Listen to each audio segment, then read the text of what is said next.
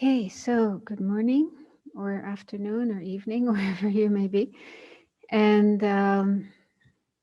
welcome to this second part of this class in which we're looking at the Lam Rim using the text, The Easy Path.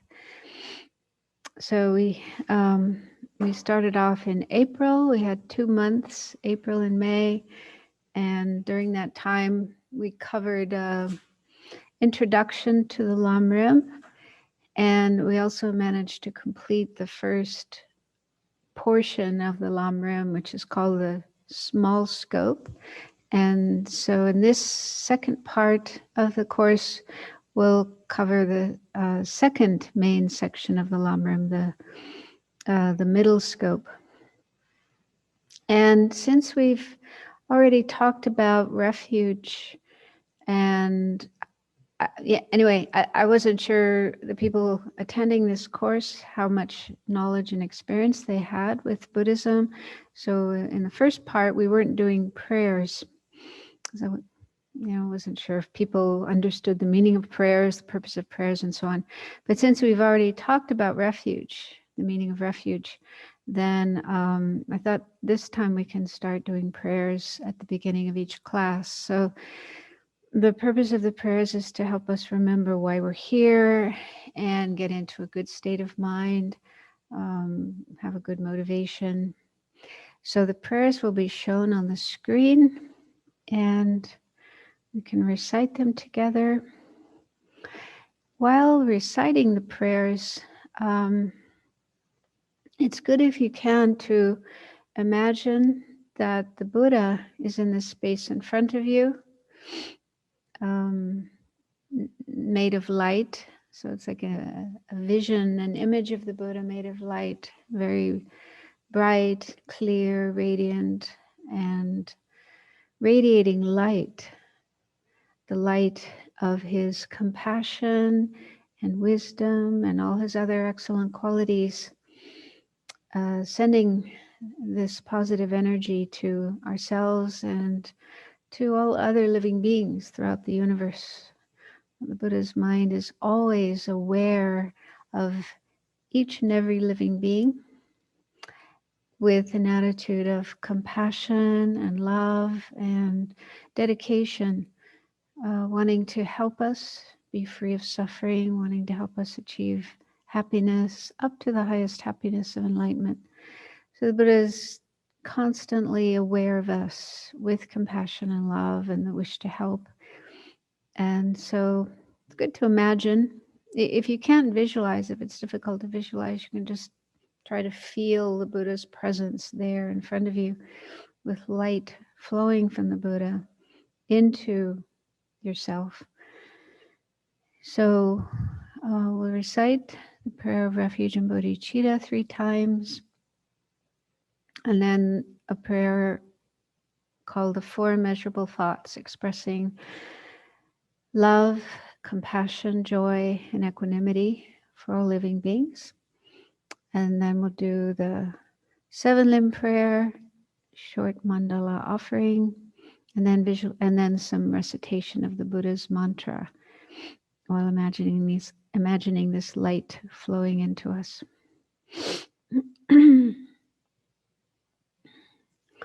I go for refuge until I'm enlightened to the Buddha, the Dharma, and the Supreme Assembly. By my practice of giving and other perfections, may I become a Buddha to benefit all sentient beings. I go for refuge until I'm enlightened to the Buddha, the Dharma, and the Supreme Assembly. By my practice of giving and other perfections, may I become a Buddha to benefit all sentient beings. I go for refuge until I'm enlightened to the Buddha, the Dharma, and the Supreme Assembly. By my practice of giving and other perfections, may I become a Buddha to benefit all sentient beings. May all sentient beings have happiness and the causes of happiness. May all sentient beings be free from suffering and the causes of suffering. May all sentient beings be inseparable from the happiness that is free from suffering. May all sentient beings abide in equanimity, free from attachment for friends and hatred for enemies. Reverently, I prostrate with my body, speech, and mind. I present clouds of every type of offering, actual and imagined. I declare all my negative actions accumulated since beginningless time and rejoice in the merit of all holy and ordinary beings. Please remain until the end of cyclic existence and turn the wheel of Dharma for living beings. I dedicate my own merits and those of all others to the great enlightenment. This ground, anointed with perfume, strewn with flowers, adorned with Mount Meru, 4 continents, the sun, and the moon. I imagine this as a Buddha field and offer it. May all living beings enjoy this pure land. Idam Guru Ratna Mandala Kam Niyatayami. Okay, so let's recite the mantra of the Buddha 3 times. And again, imagine the Buddha in front of you with light flowing from the Buddha into yourself. You can also imagine it going to all other living beings.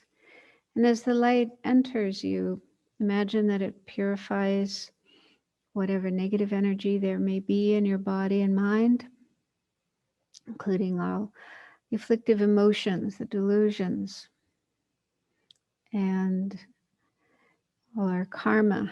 These are the main causes of our suffering.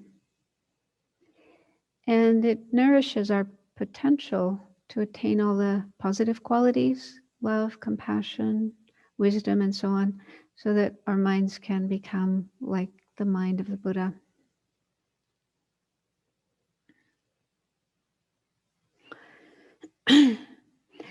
Tayata Om Muni Muni Maha Munaye Soha.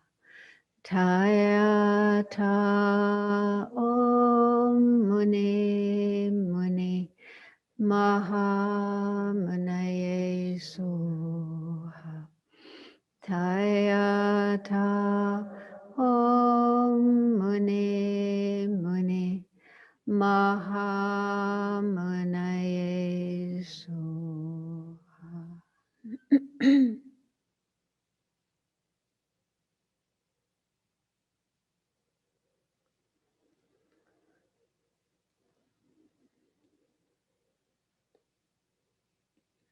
Now let's take a few more minutes to make sure our motivation for being here, participating in this class, is as positive as possible. If you're comfortable with the bodhicitta motivation, the aspiration to become a Buddha yourself for the benefit of all living beings, you can bring that into your mind. If you're not so familiar with and comfortable with that motivation, you might think something like, I want to benefit others. I want to make my life helpful to others and to the world.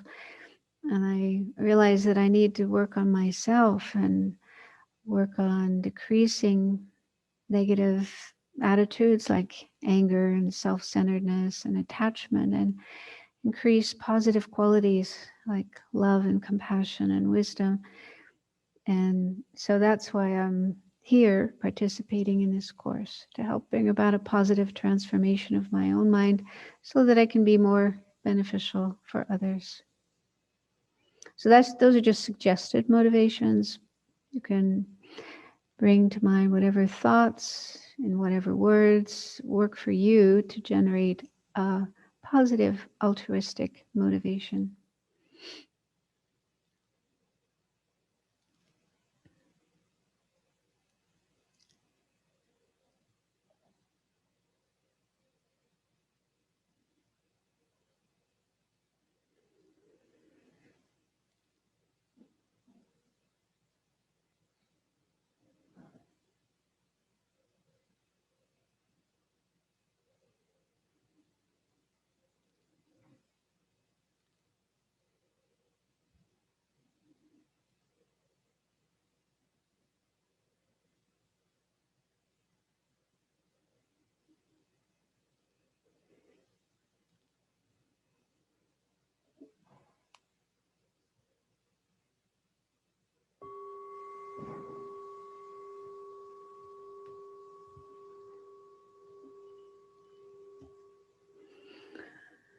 So we're starting 15 minutes earlier this time.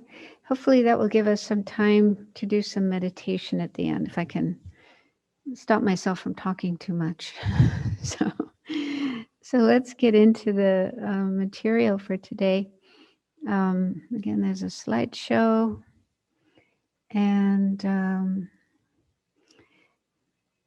the first, so what we're going to do today, we'll just do a short review of the small scope, which was the main topic we looked at the last part of the course in April and May. And I'll talk a bit about spiritual teachers. And then we'll go into the middle scope of the Lam Rim and look at the 6 kinds of suffering, and hopefully have time to do some meditation on that. So the next slide. So this is a verse from a short text which is called A Glance Meditation on All the Important Points of the Lam Rim. This is in the FPMT Prayer Book, Volume 1, Essential Buddhist Prayers, Volume 1. And it's part of a kind of genre of texts, short texts, or they could also be portions of text that cover all the main points of the Lam Rim. One example you might be familiar with is in the Guru Puja, or the Lama Zopa practice. At the end, the last part of that is goes through all the main points of the Lam Rim. And so it's recommended that after we do learn the Lam Rim, get more understanding and more experience of the Lam Rim, it's good to recite one of these texts or prayers each day, just to keep in mind these main points, and that will help us to remain mindful of the Lam Rim during the day. So this is one verse from that text, and this covers the small scope. So it says, knowing that this highly meaningful, perfect human rebirth is difficult to obtain and easily lost, realizing the profundity of cause and effect and the unbearable sufferings of the lower realms, from my heart I take refuge in the 3 precious sublime ones. That means the 3 jewels, Buddha, Dharma, and Sangha. Abandon negativity and practice virtue in accordance with the Dharma. Please bless me with the potential to attain this. Okay, so that one verse summarizes the main points that we looked at in that first part of the this course. The precious human rebirth, how we are very fortunate to have this life that we have with all the ideal conditions to be able to learn and practice the Dharma, make our lives meaningful, and start working for higher goals like liberation and enlightenment. And it's easily lost. Death, it doesn't mention death specifically, but that was the second main topic of the Lam Rim in the small scope, how our life, our body, all the things in our life, all the material things, the planet itself, all of these things are impermanent, changing moment by moment. And at some point, we are definitely going to die. Our life will come to an end. So even though we have this precious opportunity, it's not going to last forever. It's actually quite fragile, quite transitory. And so that's important to keep in mind, so that we don't waste our time and don't procrastinate, but really use our life while we have it. And then the second line is mentions karma, cause and effect, and the sufferings of the lower realms. So after we die, our mind will not completely go out of existence, but will continue and take another life, another rebirth. And it's possible, depending on our karma, that we might be born in an unfortunate situation, one of the 3 lower realms: animal, hungry ghost, hell. Because even if we haven't done anything terribly negative in this lifetime, we probably have in past lives, and that karma is still with us. It's still in our mind, and that could, one of those negative karmas could rise at the point of death. be the propelling factor for a next rebirth in an unfortunate situation. So that's a really dreadful possibility that we want to avoid at all costs. And so the solution to that, or one solution to that, is taking refuge, the next line, because it said that if we can take refuge at the time of death, that will protect us from being born in an unfortunate rebirth and find a good one instead. Now, so refuge is very important as a protection from an unfortunate rebirth. But refuge alone isn't enough. We also need to learn about karma and live our life according to karma as much as we can, which basically means abandoning negativity in the fourth line, refrain from non-virtuous actions like killing, stealing, and so forth, and practice virtue, the opposite, saving life, protecting life, giving instead of stealing, and so on. But even just to abandon, even just to make the promise, or even take the precept to not kill, to not steal, and so forth, and live our lives in accordance with that, refraining from non-virtuous negative actions, that itself is a way to create virtue. Okay, so there's a lot of work to do there to learn about karma and work on living our life. It's difficult to be totally perfect right from the beginning, but gradually over time, we can train ourselves to live a life in a way that we're refraining from negative or non-virtuous actions and creating virtue as much as we can. So those are the main points of the small scope. So it's kind of nice to have them all compact in one verse like that. And with regard to karma, I can't remember if I mentioned this last time, but we need to be careful that we don't superimpose onto the teachings of karma in Buddhism ideas that we may have learned from other religions if we were raised in Christianity or Judaism, in which there's something similar, like the 10 Commandments that were given to human beings by God, and we're told we must keep those and not break them. And then there's punishment that if we do break the commandments, we do something against the will of God, then we could be punished. So having come from such a background, even if we left that religion behind, but there could still be some seeds of those ideas in our mind. And then when we come across karma, we hear about karma, which has some similar elements to it, we might superimpose those old ideas onto that. And so we need to be careful about that. Karma is quite different because, for one thing, it's a natural law. It wasn't created by a divine being, a creator God. It's a natural law, similar to the law of gravity or other laws of nature. So it wasn't invented by anybody. It's just the way things work in nature. And it's more similar to what happens with eating certain foods. Certain foods are really healthy. If we eat them, they nourish our body and help us be healthy and live long. But other foods are harmful. And if we eat those foods, we get sick. We might even die. So if that were to happen, if we got sick from eating some contaminated or poisoned food, we wouldn't think, oh, I'm being punished. I mean, that would be a really strange idea. Somebody's punishing me by making me sick. It's just the natural result of that kind of food when it goes into our body, into our system, that's causing this sickness. And so it's kind of similar with karma, but it's more on the psychological level rather than on the physical level. So psychologically, if our mind gets caught up in some poisonous state of mind, like anger or attachment or jealousy and so on, and then we don't know how to manage our mind very well, and we act out those states of mind and do harmful things, then we're creating the cause to have problems in the future. So it's all happening within our own mind. psychologically, rather than there's some external beings or entity who's watching us, keeping track of what we do, and then giving us some kind of punishment later on.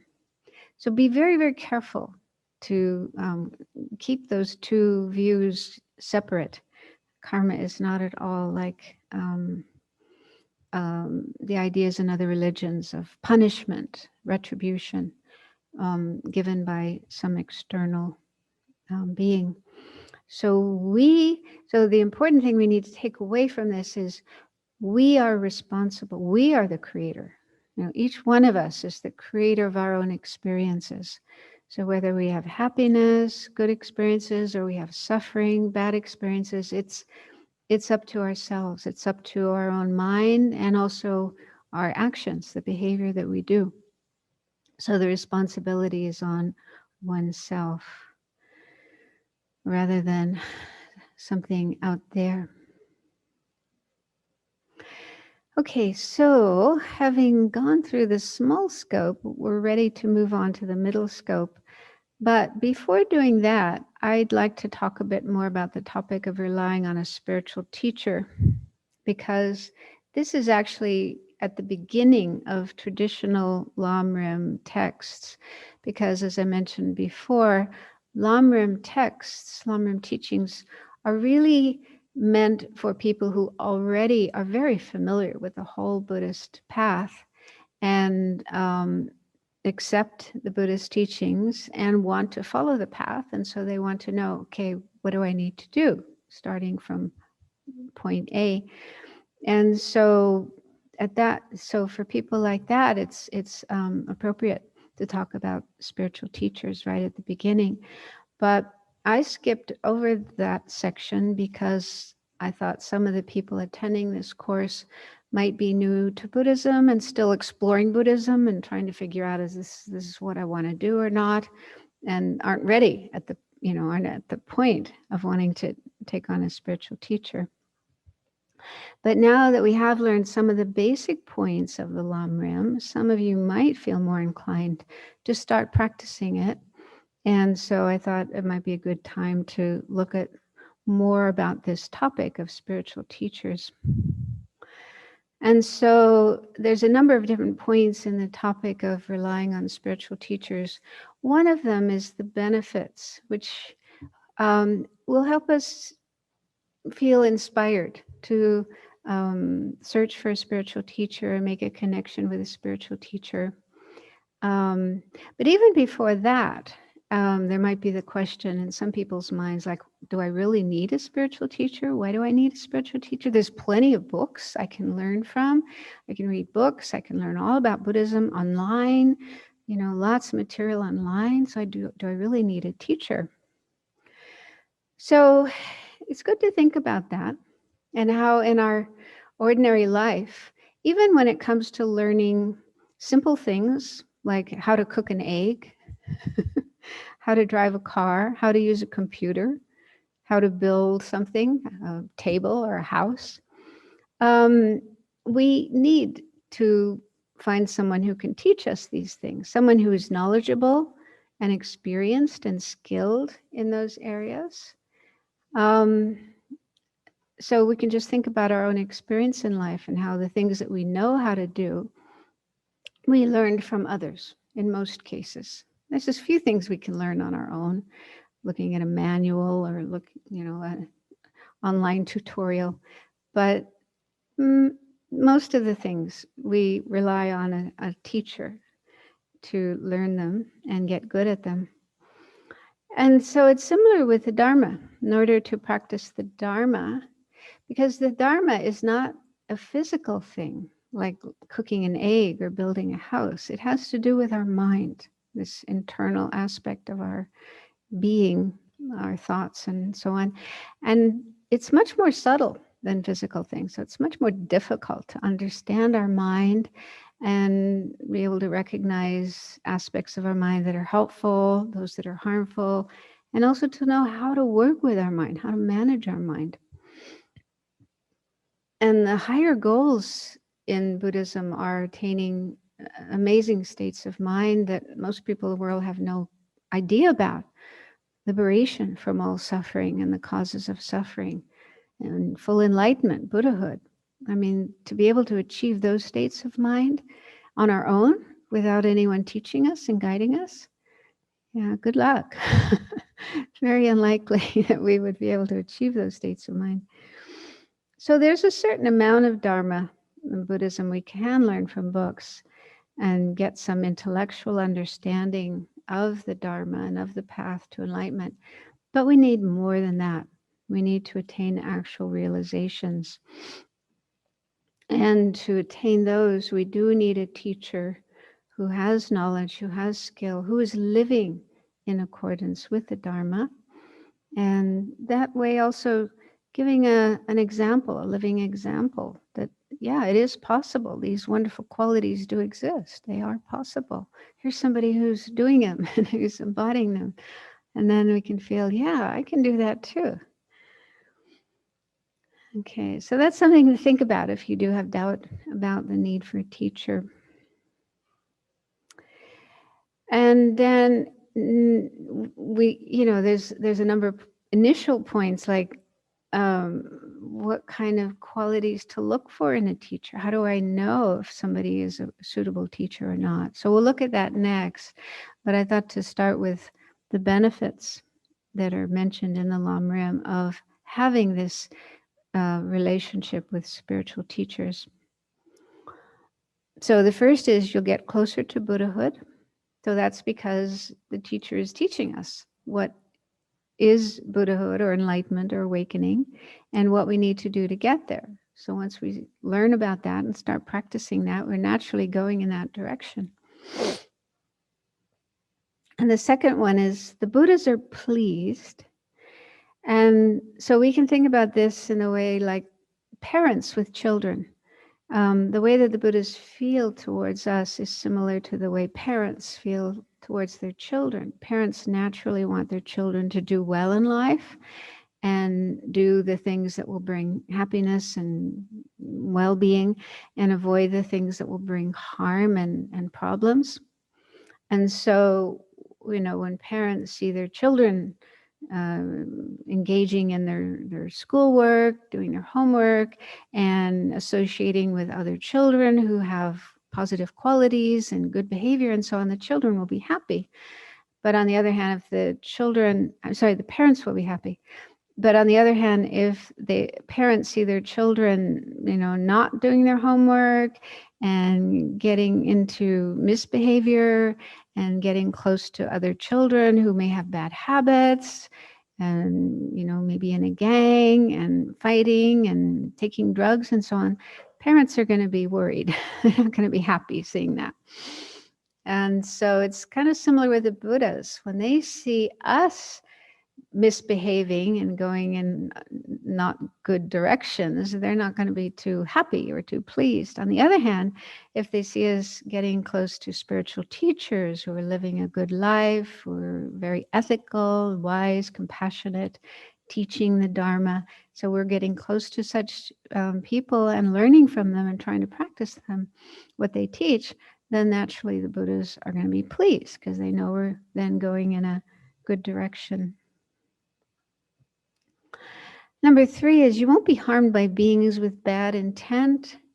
So there are beings, they're human, some human beings, but also Buddhism talks about other kinds of beings like spirits who have an excess of negative attitudes and like to do harmful things, like to hurt people or mislead people. And so it's possible we could get harmed by them, but being harmed by such beings depends on our own karma and also on our own inclinations. Like if we're kind of maybe not very confident in ourselves and easily swayed by others, we could get involved with people who have harmful intent and might be influenced by them and harmed by them. On the other hand, if we have strong confidence and positive qualities and we're really determined that we want to do positive things with our life and not negative things, then even if we meet people like that, we'll not want to associate with them. We'll be friendly, but say, no thanks, goodbye. Yeah. So being close to spiritual teachers will help us be more careful about the kind of people we associate with and go along with. And number 4, your delusions and harmful actions will decrease. Well, that's kind of natural because we're learning from a spiritual teacher about what states of mind are delusions or afflictions like anger and so forth, and trying to take those teachings to heart and practice them so then our delusions, our afflictive emotions will decrease, and also our bad actions, bad habits we may have had before will start to decrease those and eventually overcome them. Because we're very easily affected by the people that we associate with. So if we associate with people who have bad habits and delusions, then we maybe become more like them. But if we associate with spiritual teachers who have good habits, who are ethical and so on, we'll become more like them. Number 5, your insights and realizations will increase. So that's also natural because we are studying and reflecting on and meditating on the teachings. And so naturally, I mean, we can't expect realizations to happen all at once, but slowly they will start to grow in our mind. And then number 6, this is a really important one. You won't be deprived of teachers in future lives, spiritual teachers. So if we have spiritual teachers in this life and we have an attitude of valuing them and respecting them and listening to them and trying to follow them and having healthy relationships with our spiritual teachers, then that sets up the causes to have the same experience in our next life and our future lives. We'll also want to seek out spiritual teachers and have healthy relationships with them. And that's important because it's very rare that somebody will attain enlightenment in one lifetime. So we're looking at a number of lifetimes, maybe many lifetimes before we actually get enlightened. So we want to make sure that in all our future lives, we will continue having spiritual teachers and learn from them and be guided by them and continue on our path. And number 7, you won't fall into the lower realms. So that's because we are learning from our teachers what kind of actions are non-virtuous and are the cause of lower realms, and we're refraining from those and purifying those, and we're creating virtue instead. So it's an important protection from an unfortunate rebirth. Number 8 is you will achieve all temporary and ultimate aims. So the cause of success in following the Dharma, following the spiritual path, is practicing on the basis of having a healthy respect and devotion to our spiritual teachers, who are like the representatives of the Buddhas. So if we're doing that to the best of our ability, then temporary and ultimate aims, this is mainly talking about spiritual ones and not, doing well in business or finding a suitable partner. I mean, those might happen too, but from the point of view of Dharma, the most important aims are achieving fortunate rebirths in future lives, attaining realizations like calm abiding, realization of emptiness, and then eventually liberation and enlightenment. So those will all come more easily if we have a healthy relationship with a spiritual teacher. But we also need to be very careful when it comes to finding a spiritual teacher. So there's qualities that we need to look for on the next slide.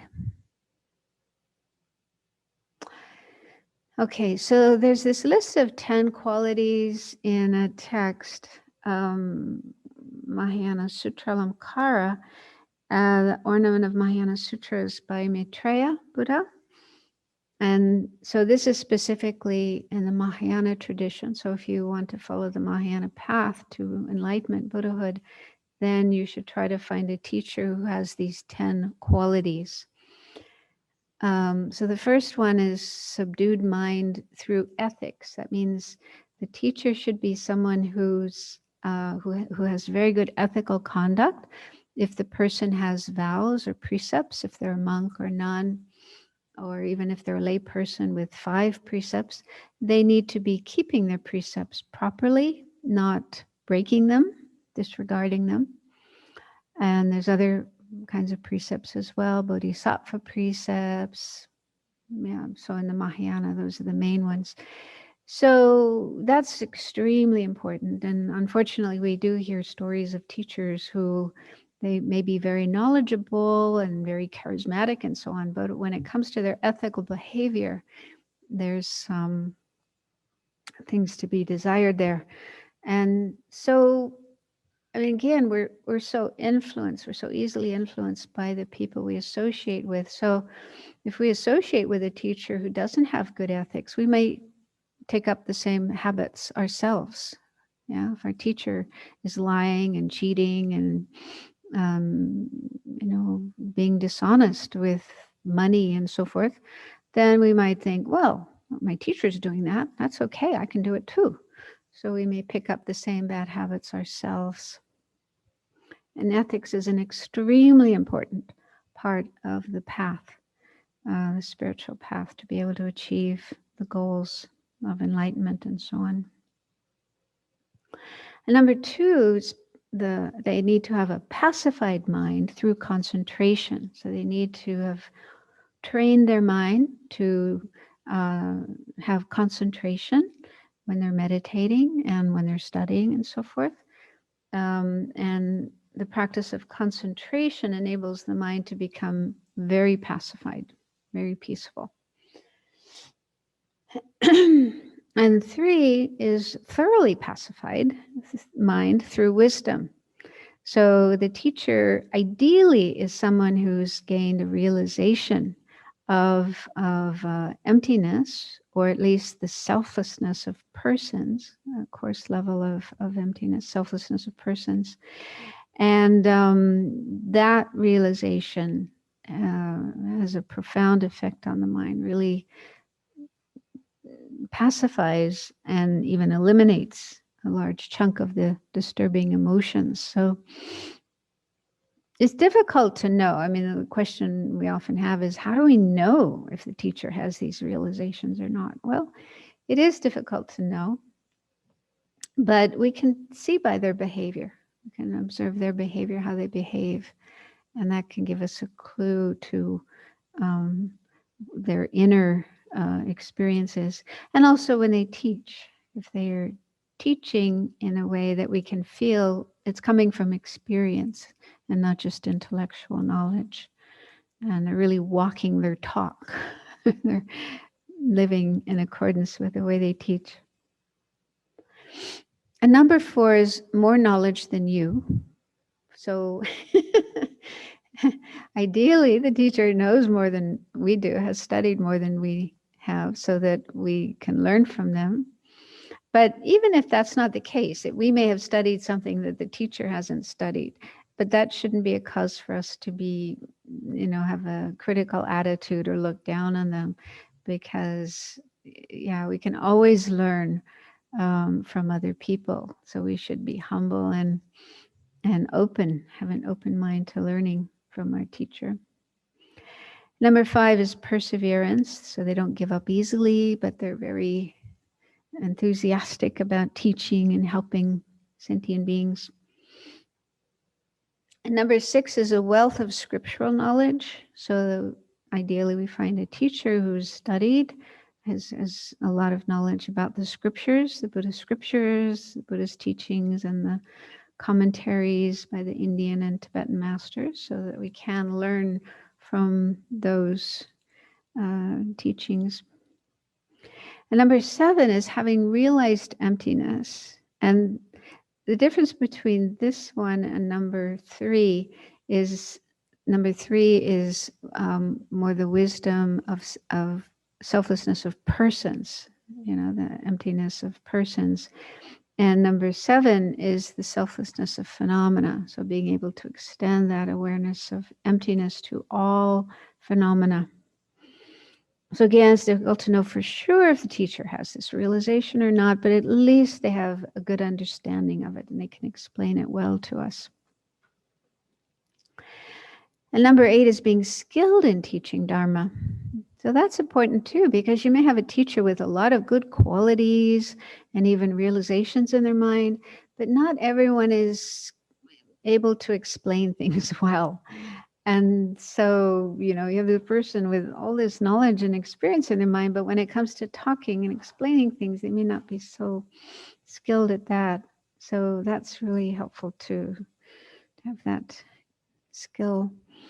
And then 9, love and compassion. So this is extremely important, that the motivation the teacher has for teaching is because they genuinely care about others. They care about you and other students and all sentient beings. And they're not teaching in order to gain something for themselves, like fame or wealth or collecting a large number of disciples. So an altruistic motivation for teaching.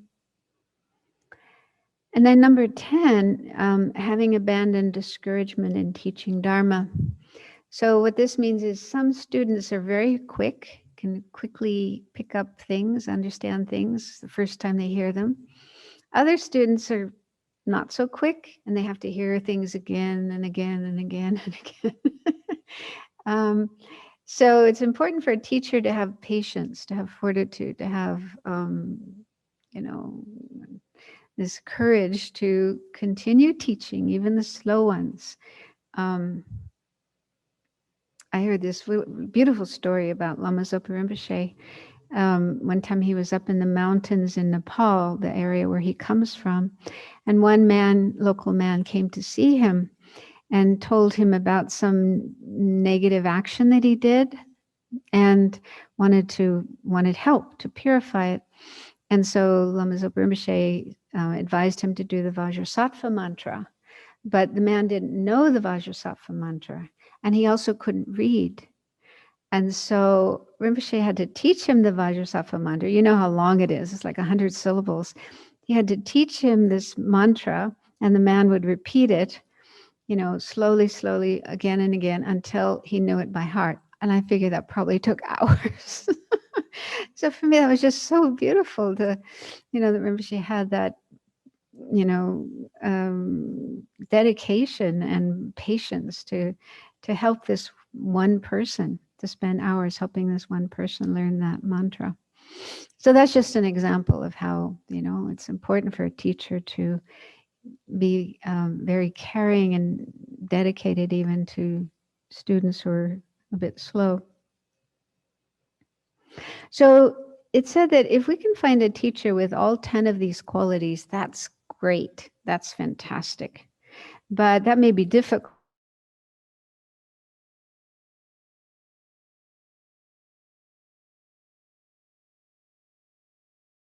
The first 3, having a good experience in the practices of ethics, concentration, and wisdom that subdue their mind.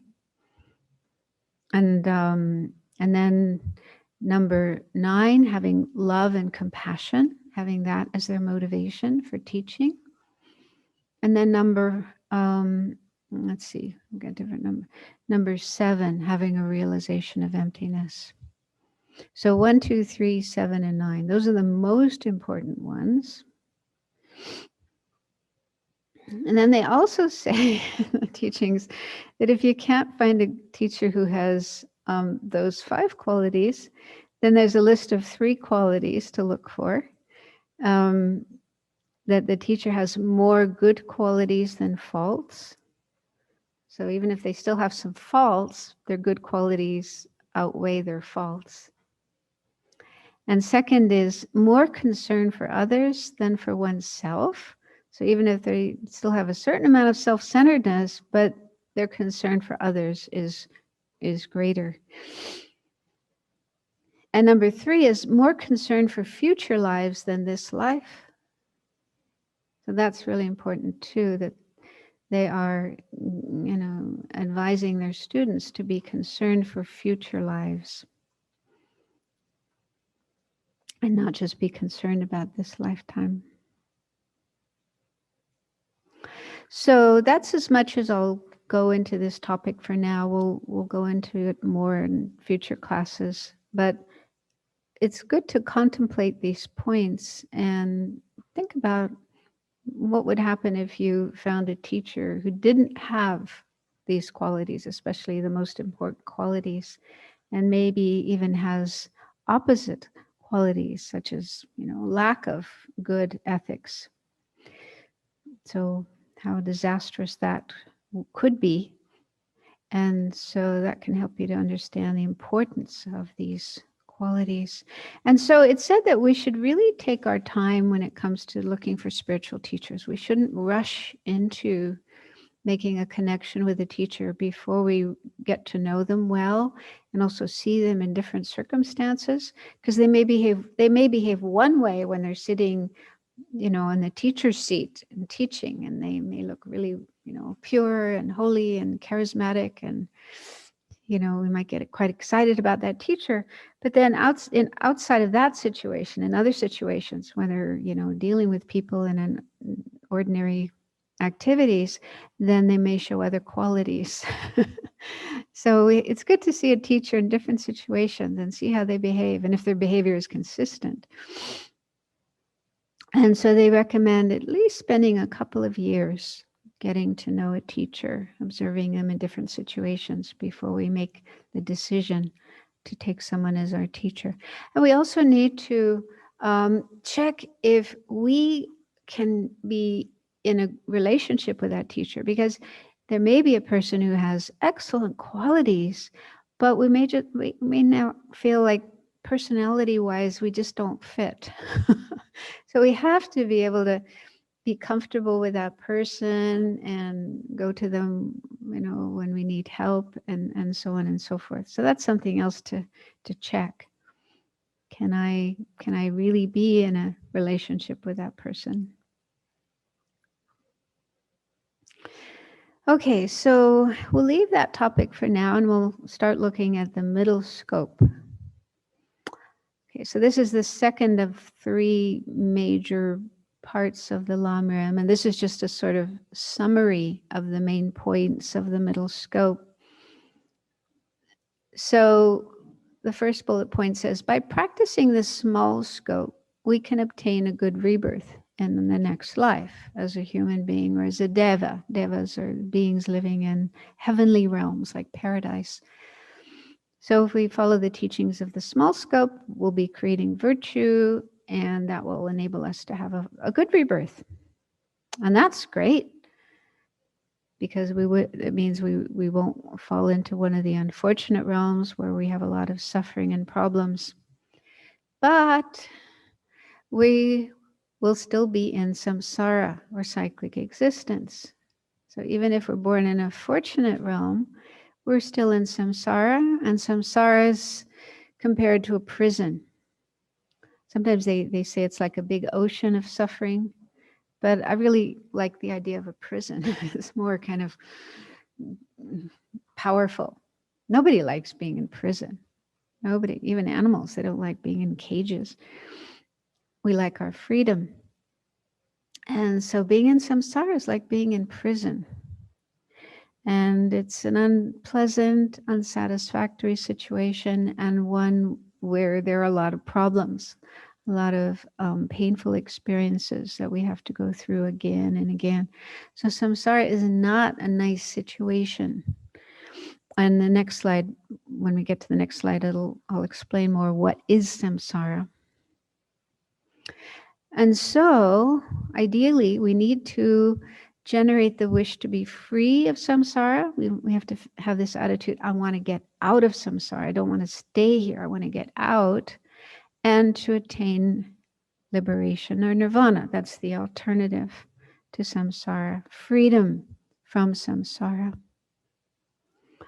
And so we generate those attitudes, and then we practice the path leading there. So we need to know, okay, what do I have to do to get out of samsara? What's the escape route? And then apply ourselves to that, to at least starting to follow that path.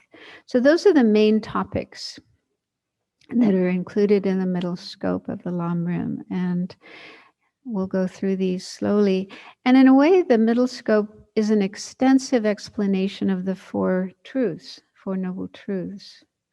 The truth of suffering, the origin of suffering, cessation of suffering, and the path leading to that. So we looked at the Four Truths briefly in the first talk. So now we're going to go into them in more detail. So the next slide, what is samsara?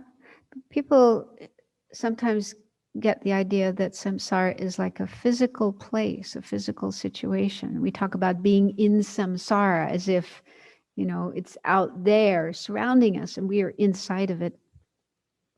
But it's not like that. And so here's a quote from The Easy Path from the author Gyurme Khenso Losang Jampa, kind of, you know, simple way of explaining it. He says, samsara refers to a person who is trapped in a body and mind that are bound to suffer due to the forces of afflictive emotions and karma.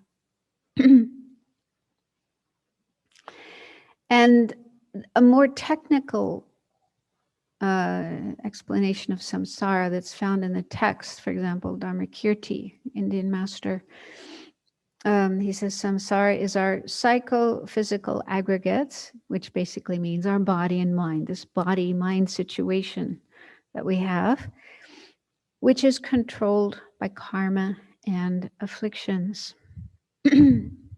So I put a picture of people here because each person, each one of us has our own samsara.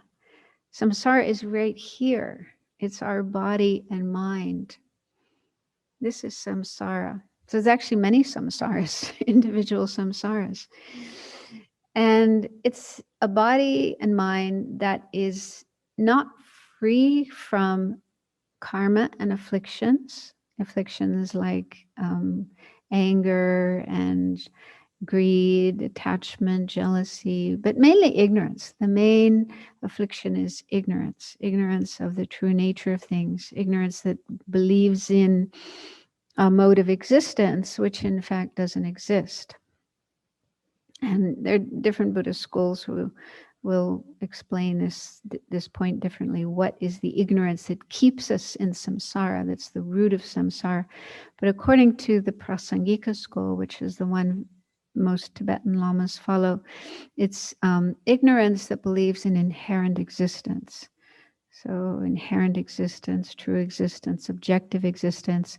So this is how we believe ourself to exist. We believe there's an inherently existing I or me. And we also see everyone else and everything else as having that kind of existence, inherent or independent or objective existence. So that's the root of samsara. That's the main thing that keeps us in samsara. And that gives rise to other afflictions like attachment and anger and jealousy and pride, and motivates us. Then we are motivated by these afflictive states of mind to engage in actions, karma. And then the karma we create, the actions we do, karma create, leaves seeds in our mind, imprints in our mind, which become the cause for more samsaric experiences in the future. So we are stuck. We are like in a prison, and the walls of the prison, the bars of the prison, the barbed wire and guards and so on that are keeping us in prison are these aspects of our own mind, these factors within ourself, afflictions and karma. So they are part of our being, and they are what keep us locked into samsara, stuck in samsara and having to go through sufferings again and again. So this is not easy to understand. It takes time to think about it and come to an understanding. So as we go along in the middle scope, we'll understand better what is samsara. The next slide is what is liberation and how that is possible. So liberation is the state of freedom, freedom from samsara and all the suffering of samsara. And it's good to look at why and how this is possible, because some people may think, well, How do I know there is an alternative? Is there an alternative? Can I achieve it? Can we achieve it? So liberation from samsara entails becoming free from afflictions and karma. So afflictions and karma are the things that keep us stuck in samsara. And so we have to free ourselves from them. We have to overcome them, get rid of them in order to attain liberation. And as I said, the main affliction, the root of samsara, is self-grasping ignorance. This is ignorance grasping at itself, an I, and also everything else, existing in a way that in fact it doesn't. So it's like seeing everything in a mistaken way and believing in that way of existing, and so constantly being in a state of delusion. Incorrect perception, incorrect conception of things. But we can develop the wisdom that realizes selflessness, and that's the opposite. So the wisdom realizing selflessness is the opposite to the ignorance grasping at a self. And this wisdom is attainable. Buddha attained it. Many people have attained it, and we can too. It is possible to develop this wisdom, not in one day, but gradually over time. Studying, thinking, meditating, we can develop this wisdom. When we do have this wisdom, we will gradually eliminate all afflictions and karma, which are the cause of suffering, and attain liberation or nirvana. Okay, so that's just a brief explanation, but as we go through the middle scope, this will become more clear. But the first thing we need to do is to recognize that samsara is an unpleasant situation, a place of suffering and unsatisfactoriness, and is not like a 5-star hotel or beautiful resort, a beautiful garden, a place where we want to stay. That's our problem right now. We tend to think samsara is a nice place to be, and we don't really want to get out. So in order to generate this wish to be free, we need to meditate on different kinds of suffering or unsatisfactoriness or dukkha. So at the first part of the middle scope, there's a number of lists of different kinds of suffering. So one list, the next slide, is 6 types of suffering. So maybe, since we're getting short of time, maybe we can just do a meditation on this. And so I'll explain it and we meditate on it as we go along. So these 6 are kinds of sufferings or unpleasant experiences that are there all throughout samsara, and all the different worlds, all the different realms, all the different beings are subject to these 6. So let's reflect on them, and while we do so, try to bring in experiences we have had that are illustrations of these 6, so that we can actually see them in our own experience, or at least in the experience of others, people we know, people we've heard about, and so on. So make yourselves comfortable. Try to sit with your back straight.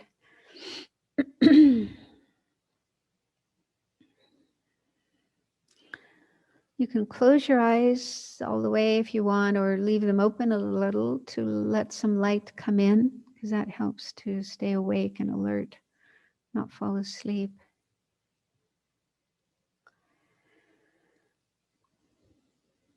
And do the best you can to keep your mind focused on this meditation and not think about other things that are not related to the meditation. So if you start thinking about something you're going to do later today or tomorrow or whatever, put that aside and come back to the meditation. So the first of the 6 types of suffering is that there is no certainty There's no certainty in samsara.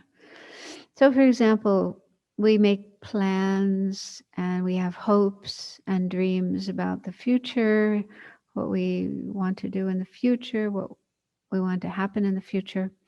But we can never be 100% sure that things will turn out as we hope. And this is because of impermanence, impermanent nature of things. Things are subject to change, but also because we just don't have complete control. As long as we're in samsara, we don't have complete control or choice over our life and what happens and doesn't happen.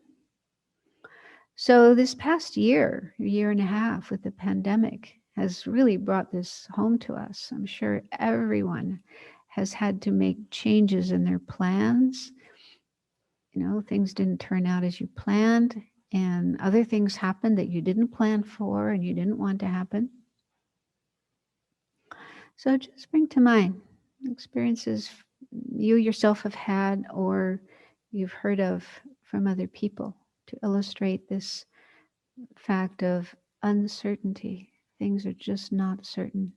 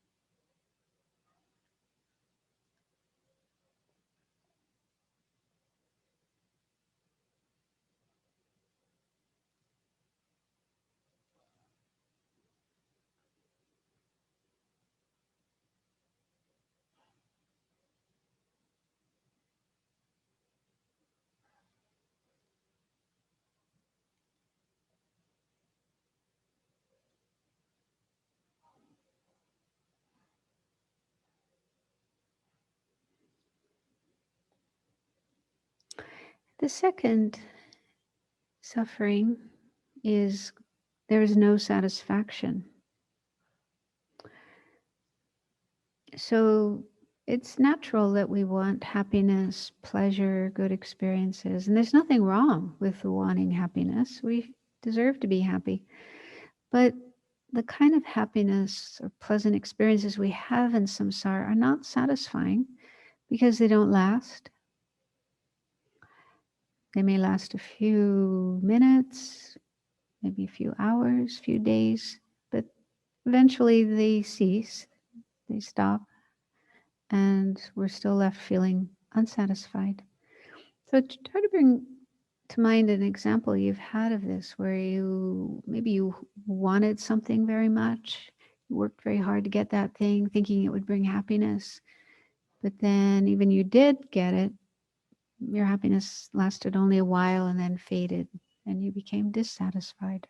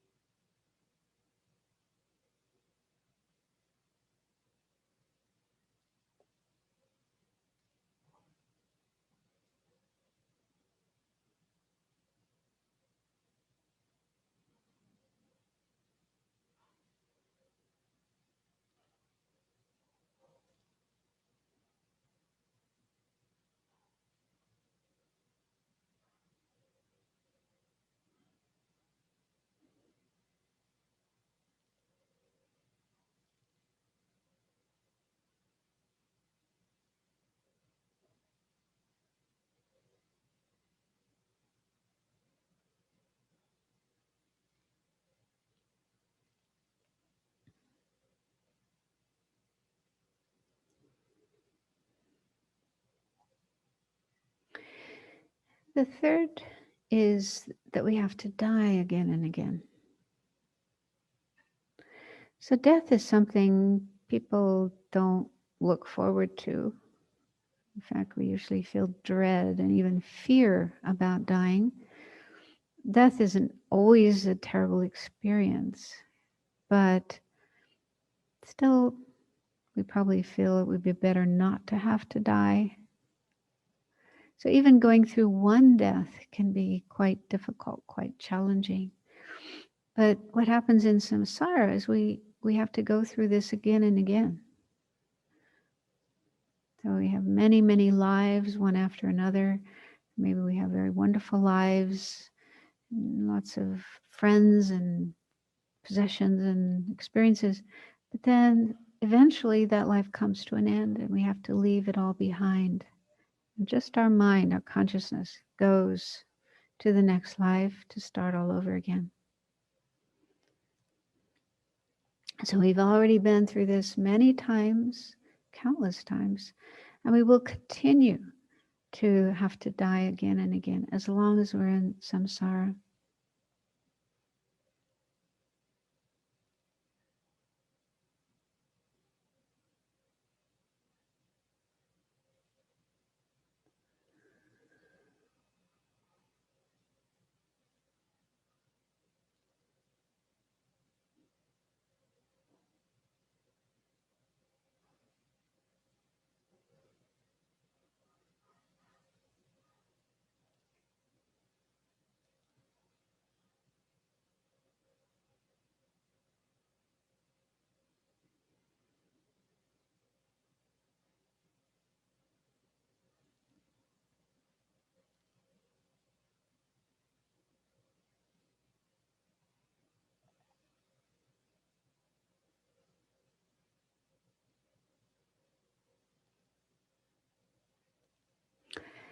So then the fourth of the six sufferings is having to be born again and again. So after death, at the end of one life, we take another life, a new life. Some people might think, oh, that sounds like fun, exciting, a new life, new body, new adventures.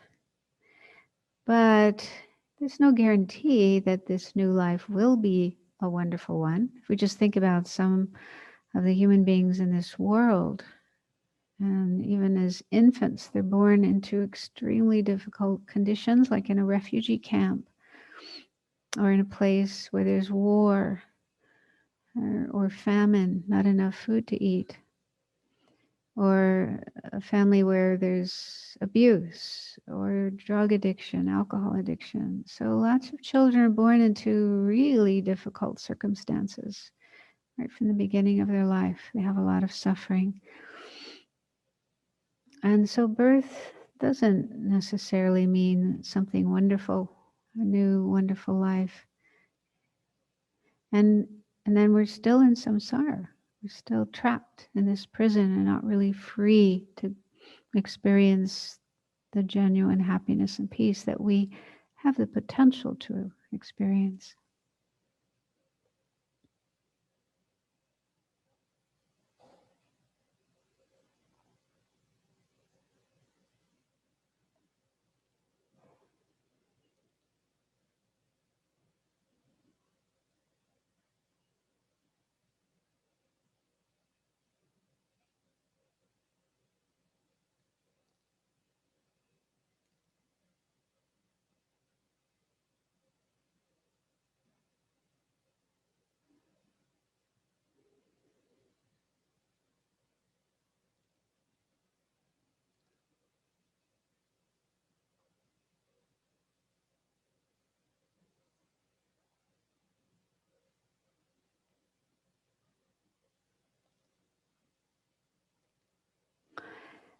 And the fifth is going from high to low again and again.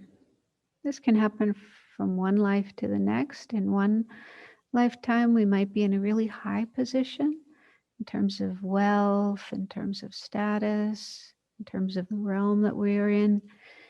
But then the next life after that, we could go to a very low situation in terms of wealth and position in the realm that we are in. We can also see this happening in one lifetime.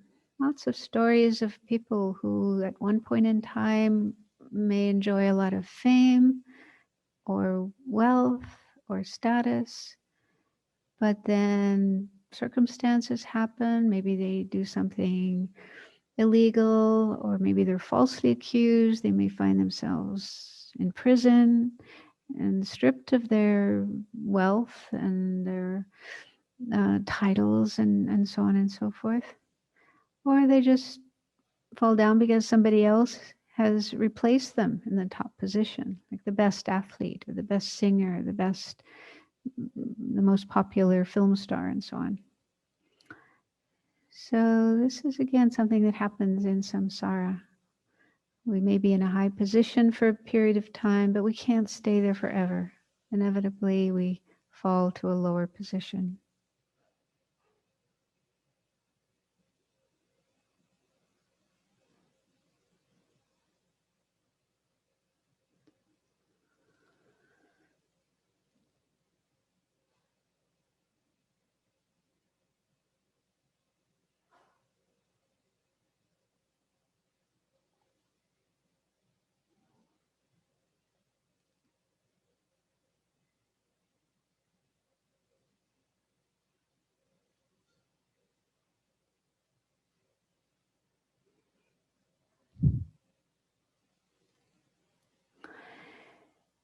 Then the sixth of these sufferings is being alone.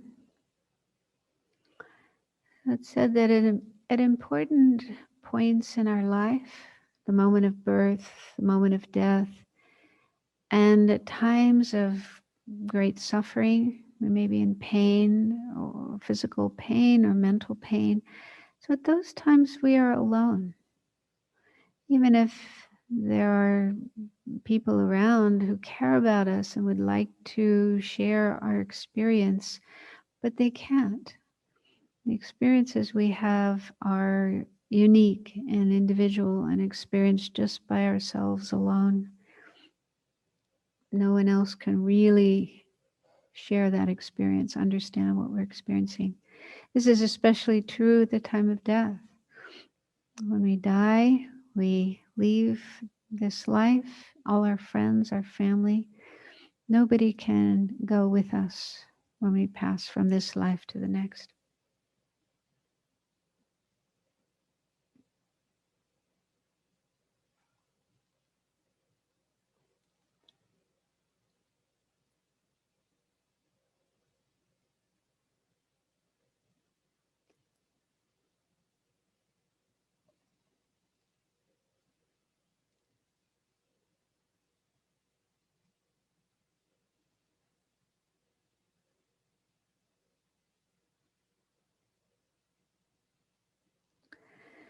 So these are some of the main unsatisfactory, painful experiences we have again and again, as long as we remain in samsara. The purpose of contemplating these is not to become depressed, but rather to recognize the situation we are in is very unsatisfactory and something we want to get free from. We want to free ourselves from. So see if you can feel that wish or determination to free yourself from this situation of samsara and attain the state of liberation, freedom from samsara and its causes.